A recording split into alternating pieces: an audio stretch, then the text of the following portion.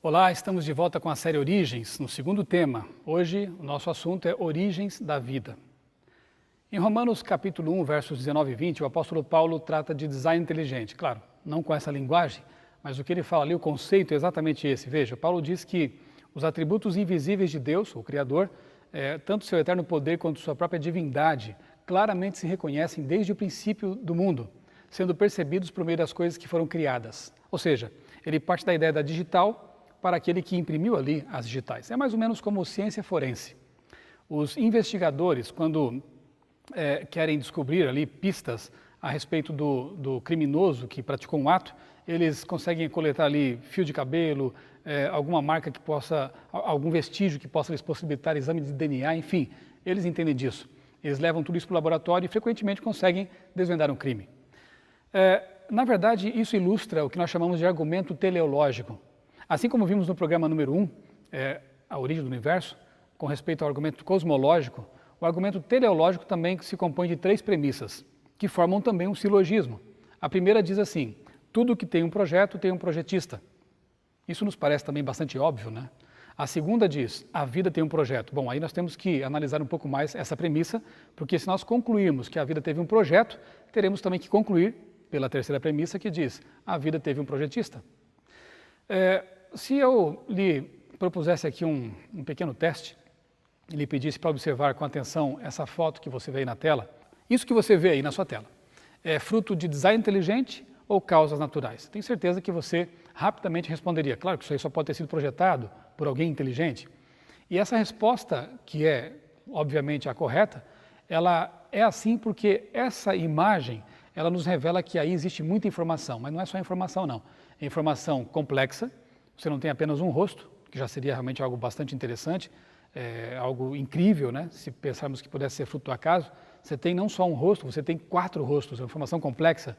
Mas você não tem só 4 rostos não, você tem 4 rostos de pessoas que existiram, são presidentes norte-americanos. Logo, é uma informação complexa e específica. Todo mundo sabe, ou deveria saber, que informação complexa e específica não surge do nada. Ela depende de uma fonte informante. Imagine agora que você esteja caminhando pela praia e se deparasse com uma palavra escrita na areia. E aí viesse um brincalhão e falasse o seguinte para você: olha, essa frase aí, essa palavra apareceu ao longo de milhões de anos, devido ao mar estar batendo aqui, o vento soprando, e acabaram organizando essas partículas de areia formando essa palavra. Eu tenho certeza que você não aceitaria essa explicação. Toda informação, repito, pressupõe uma fonte informante. Agora vamos deixar de lado essas coisas mais simples e pensar em coisas mais complexas. E eu quero usar como exemplo de complexidade justamente uma ameba. Veja, no núcleo de uma ameba existe tanta informação quanto os 30 volumes da Enciclopédia Britânica, no núcleo de uma ameba que é invisível a olho nu. Vamos avançar um pouco mais agora na escala de complexidade e pensar no genoma humano. Se fosse impresso como listas telefônicas, o genoma humano ele ocuparia ou formaria uma pilha de volumes de cerca de 170 metros de altura, pouco menos da metade do pão de açúcar. Veja, esse é o tamanho da informação contida no teu genoma. É algo realmente muito impressionante, mas tem mais. Pesquisadores da Universidade de Harvard, nos Estados Unidos, eles conseguiram armazenar 70 bilhões de cópias de um livro, ou seja, 700 terabytes de informação, ou, trocando mais em miúdos, 100 bilhões de DVDs. Sabe no quê? Em 1 grama de DNA. Com 4 gramas apenas de DNA, eles conseguiriam armazenar todos os dados digitais produzidos pela humanidade em 1 ano.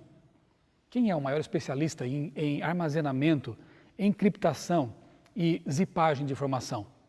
A resposta é o criador do DNA. Veja, se nós pensarmos aqui em evidências macro e micro, nós encontramos realmente várias delas.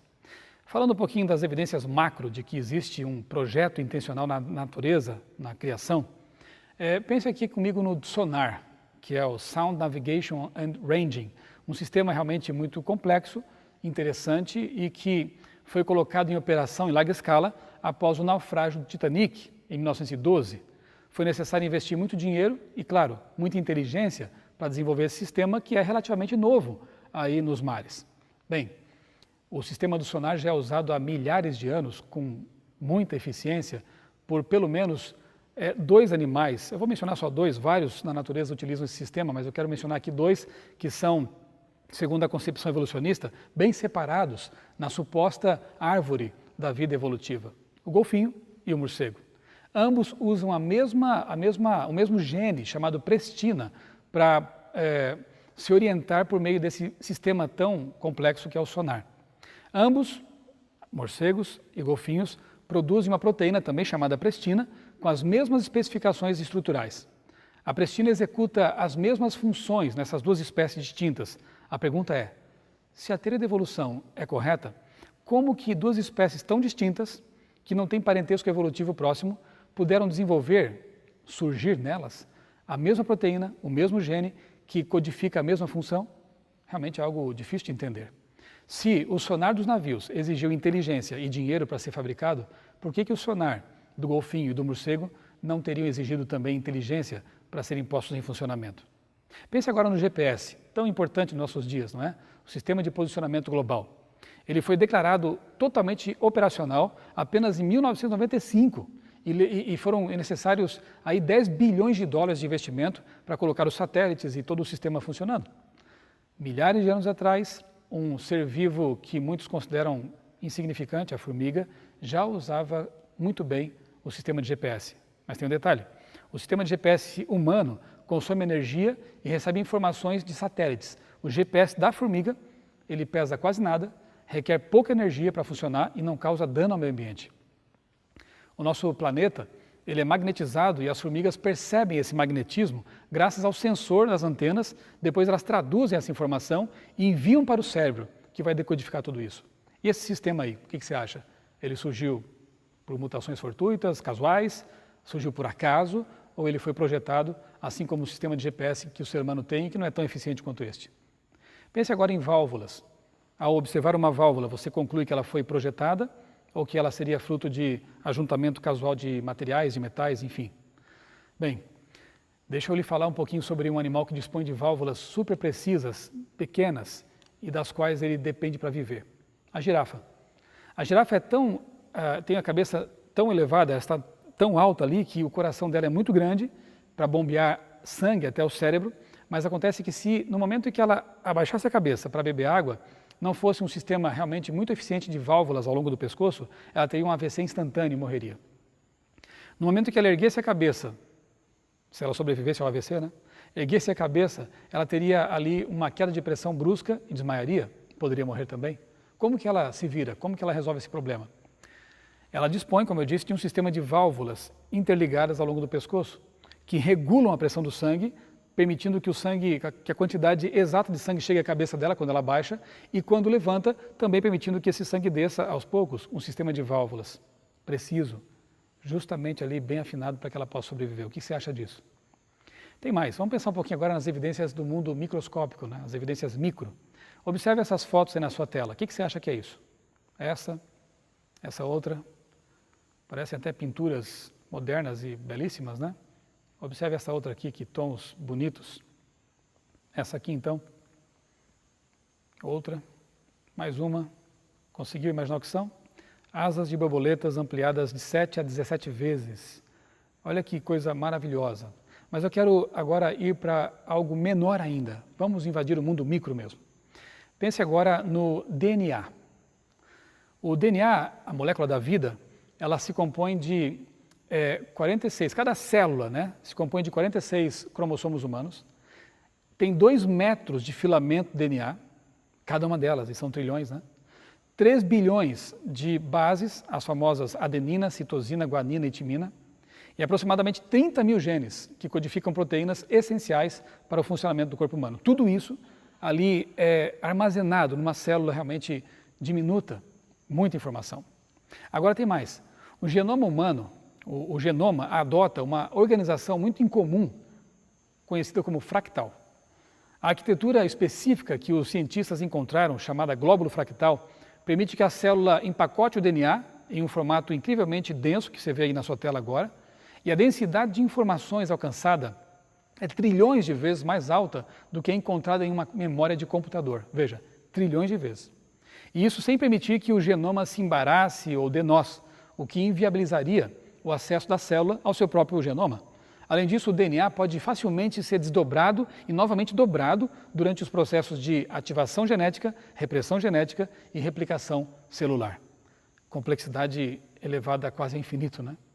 Agora pensemos um pouquinho no enigma da engrenagem. O que é isso? Alguns anos atrás, foi descoberto num veio de carvão datado em supostos 300 milhões de anos um dente de uma roda dentada. Uma liga que não ocorre na natureza, o que realmente pressupõe que essa liga, esse dente, só pode ser parte de uma peça fabricada por pessoas inteligentes. Agora, os cientistas evolucionistas tiveram um grande problema para resolver. Primeiro, como explicar que uma peça que é claramente fabricada por pessoas inteligentes tenha ido parar dentro de um veio de carvão datado em 300 milhões de anos? Somente duas conclusões podiam ser tomadas, antes da terceira que eu vou mencionar depois. Primeira, ou os dinossauros fabricavam peças como essa, porque eles não supõem, os evolucionistas, que seres humanos vivessem há 300 milhões de anos, então nós podemos descartar essa possibilidade, ou os métodos de datação podem conter erros, crassos nesse caso, e esse carvão não teria realmente 300 milhões de anos. De qualquer forma, as duas possibilidades são não muito boas para a teoria da evolução. Resultado, depois de estudar bastante esse assunto, os cientistas concluíram que essa peça só poderia ter sido produzida por uma nave alienígena que deixou cair aqui no carvão milhões de anos atrás, tendo ficado presa ali naquele veio. Não parece uma boa explicação realmente, né? Mas o que ela nos sugere? Que mesmo assim, os cientistas não conseguem imaginar que uma peça pudesse ser fruto do acaso. É preciso que alguém tenha planejado. Pense num motor de combustão interna. Veja, um motor rudimentar, até simples, né? Existem coisas muito mais complexas. E agora pense um pouquinho nos nanomotores, tecnologia de ponta, algo que está sendo desenvolvido nos nossos dias, né? Um motor que cabe talvez ali na ponta do dedo, caiba ali, muito pequeno. Bem, isso aí realmente revela muita inteligência, design inteligente. Agora, milhares de anos atrás, alguns seres vivos, como as bactérias e mesmo os espermatozoides, né? Eles já dispunham de um mecanismo muito mais eficiente do que esses motores que eu mencionei. Os nanorotores, né, que fazem com que o flagelo da bactéria que tem esses flagelos possa se locomover, e esse motor biológico, ele funciona com energia elétrica. E tem uma perda pelo atrito mínima, quase nula. Ele é muito mais eficiente do que os motores desenvolvidos por seres humanos inteligentes, gastando milhões de dólares para produzi-los. E esse motor orgânico seria fruto do acaso ou de design intencional e inteligente? É algo para se pensar, não é verdade? Veja, na verdade, quando analisamos esses temas, esses assuntos, resta-nos apenas escolhas, duas escolhas. Richard Dawkins, que é tido como um dos biólogos um dos maiores defensores do evolucionismo em nossos dias, ele disse certa vez no livro Relojoeiro Cego: a biologia é o estudo de coisas complexas que dão a impressão de ter um design intencional. Por que será que para ele, ao analisar algo biológico, uma planta, um animal, um ser vivo, ele tem a impressão de que foi feito por alguém inteligente de forma intencional? Porque ele não crê em Deus. Na verdade, Dawkins já fez a sua escolha a priori. Para ele, Deus não existe. Logo, ele precisa encontrar outra explicação para o fato de que existe design intencional na natureza. A declaração mais complicada ainda foi feita por Francis Crick, que é um cientista ainda mais conceituado e famoso do que Richard Dawkins, porque Crick descobriu, juntamente com um colega, a dupla hélice do DNA. Crick disse o seguinte: os biólogos devem ter sempre em mente que aquilo que vem não foi planejado, mas evoluiu. Por que eles têm que ter sempre em mente algo? Porque a mente deles talvez aponte para outra direção e eles precisam então concluir que não foi criado. Por quê? Porque nós não cremos em Deus. Isso é uma escolha a priori também. Na verdade, a crença em Deus ou na não existência dele não são realmente escolhas científicas, são escolhas baseadas em fé, em filosofia. Então, aqueles que não creem têm que ter sempre em mente que aquilo que eles estudam, embora revele um design tremendo, não foi criado, evoluiu. Por quê? Porque nós não cremos no Criador? Bem, há outros cientistas que concluem de forma diferente. Eu quero citar aqui apenas dois deles. Um deles, Francis Collins, foi diretor do projeto Genoma, um grande cientista contemporâneo e famoso. Veja, ele dedicou 10 anos de sua vida pesquisando o genoma humano. Em algum momento ele concluiu que não conseguia mais ser ateu ao analisar tanta complexidade, tanto design inteligente. E ele então se torna um cristão e escreve um livro, A Linguagem de Deus. O outro cientista, já falecido Anthony Flew, escreveu um livro fantástico, uma espécie de testamento, com o título Um Ateu Garante, Deus Existe. Por quê? Ele teve coragem de seguir as evidências, levassem aonde levassem. Flew defendeu o ateísmo ao longo de sua vida. Ele é tido como o maior filósofo ateu do século XX. E no fim da vida teve coragem de reconsiderar, baseado nos argumentos cosmológico e teleológico, que estamos vendo justamente aqui nessa série, reconsiderou sua posição e tornou-se também um cristão. É possível, pela ciência, chegar sim à constatação de que existe um Criador por trás da criação. Um outro cientista famoso, diretor do laboratório Thomson, na Unicamp, e presidente de uma entidade internacional de espectrometria de massas, Dr. Marcus Eberlin. Ele teve a coragem, inclusive, de colocar, como você vê na foto aí na sua tela, uma faixa, ali um adesivo na janela de seu laboratório que diz: não tenho um ancestral símio, sou filho do Deus Criador. Cientistas que creem, sim, isso é muito possível, porque são seres humanos. E seres humanos, como diz Eclesiastes 3:11, foram criados com o desejo de transcender, de encontrar algo além do que nós vemos aqui.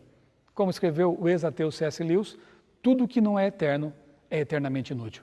Que Deus o ajude a buscar aquilo que realmente tem sentido e que você nessa busca possa encontrar as respostas que está buscando. Um abraço.